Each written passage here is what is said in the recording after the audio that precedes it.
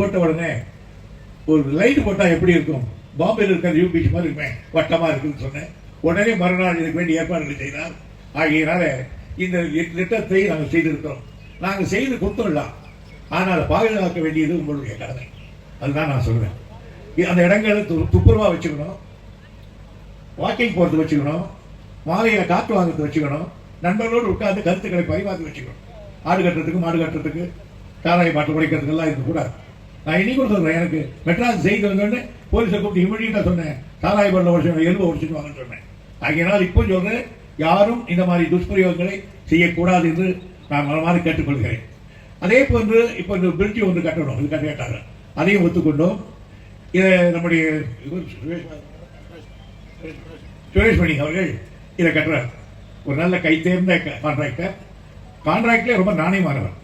கரெக்டாக சிமெண்ட் போடுவார், கரெக்டாக கல் போடுவார், கரெக்டாக ஜல்லி போடுவார். ஆகையினால தான் நான் அவர் கூப்பிட்டு கொடுத்தேன், இந்த வேலையை நீங்கள் பண்ணுங்கன்னு சொல்லி. ஆகையினால அவருக்கு நான் பாராட்டுறேன். இது அடுத்து பச்சையம்மன் கோயில் வரையில் ஒன்று வேணும்னு கேட்டிருக்கார் நம்முடைய நந்தகுமார் அவர்கள்.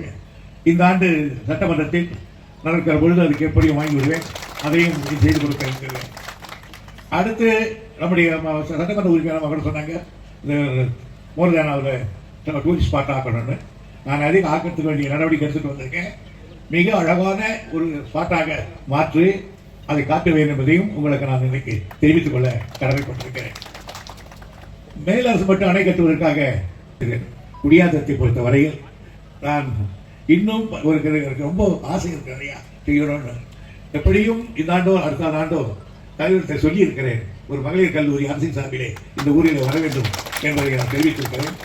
ஆக குடியாத்தத்தை நான் ஒரு காலத்தில் நிற்கணும்னு ஆசை இருந்ததுதான், அது இனிமேல் ரொம்ப தூரம் போக போகுது.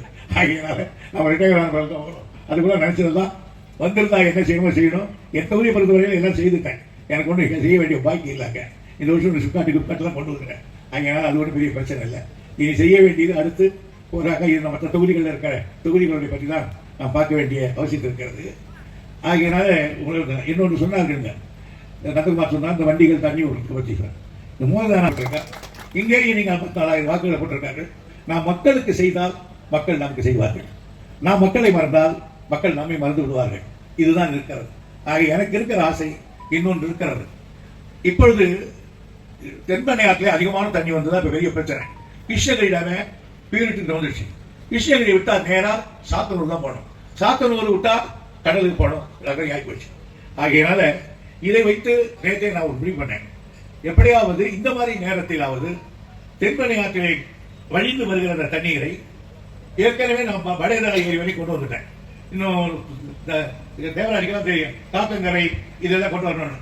அந்த இது அந்த கொண்டு வந்துட்டேன். இப்போ ஒரு காத்தங்கரைன்னு ஒரு ஏரி இருக்கு, அது கொண்டு வந்துட்டோம்னா அங்கிருந்து நேரா அந்த தண்ணீரை பாலாத்துல கலக்க விட்டுட்டோம்னா எப்போ பார்த்தாலும் பாலாத்துல தண்ணி போகும். எப்போ தண்ணி போதும் இது வராது போகும். இதை வேறு ஒருவன் செய்ய முடியாது.